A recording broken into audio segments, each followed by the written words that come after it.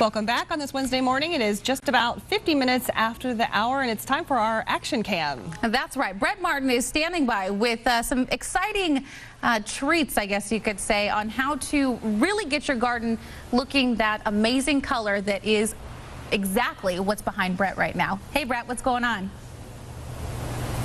Not a whole lot, Megan. I'm out here just outside of Romas in Monterey County at Mclellan Botanicals, and I'm joined with Richard.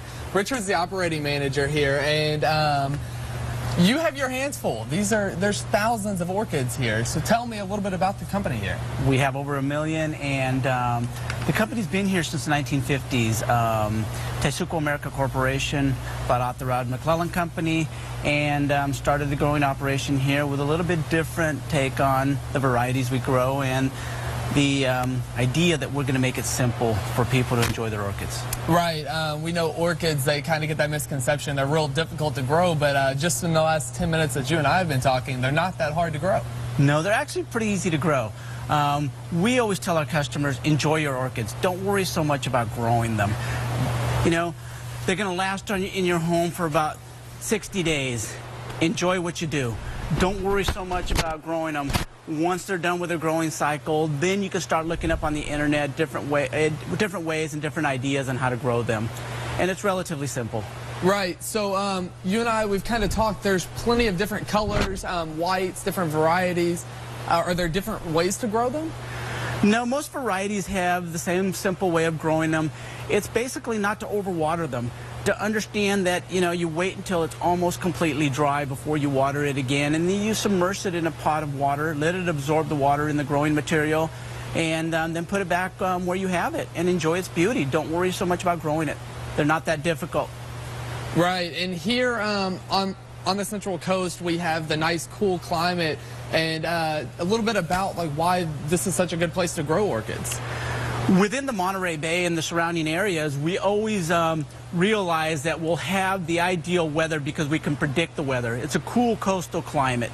We don't have to worry about using a lot of heating, a lot of cooling, a lot of energy to grow the orchids. The climate here is almost ideal for growing orchids. We're always within the 60 to 80 degree range, and we really don't have to do that much. It's basically open up a few bins, curtains, and Mother Nature takes care of the rest. Right, and here at Mclellan, you guys ship all across the country. We ship all across the country, and with our different facilities, we actually ship all around the world. Wow, and as far as maybe somewhere the public could come to find your plant? We sell into Rayleigh's, Nob Hill, Trader Joe's, Orchard Supply, Home Depot, and we also have a wholesale retail facility at San Francisco Flower Market. We also utilize some farmers markets locally in Watsonville, Aptos, Salinas, Monterey, where the public can go out into, you know, the open air and purchase an orchid and enjoy being outdoors. Perfect. So I guess the moral of this is enjoy your orchid if you go pick one up in one of these markets, and you don't have to put too much time into it. Just enjoy it. Enjoy the beauty.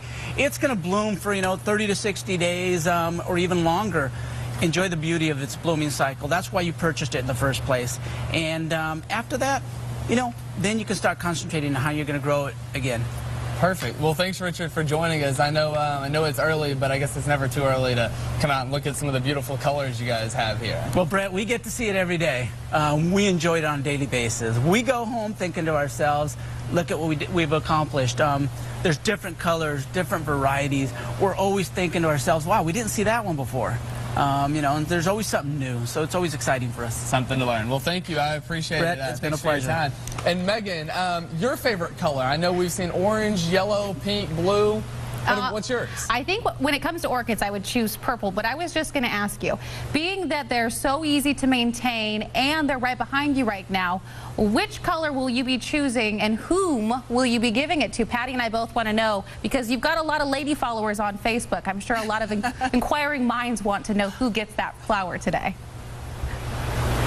Well, I think I would have to go with the white. The white, from what I've been told, is the most popular, especially around the summer for weddings and different things like that. As far as who to give it to, it's a mystery. Back to you guys.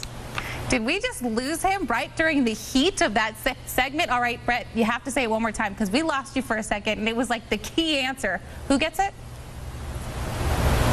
It's a mystery. It's up in the air. I guess you just have to keep watching to find out. Shucks. All right. Well, thanks very much for that report, Brett. And looks like you're having fun. So bring some back for us all to enjoy. Well.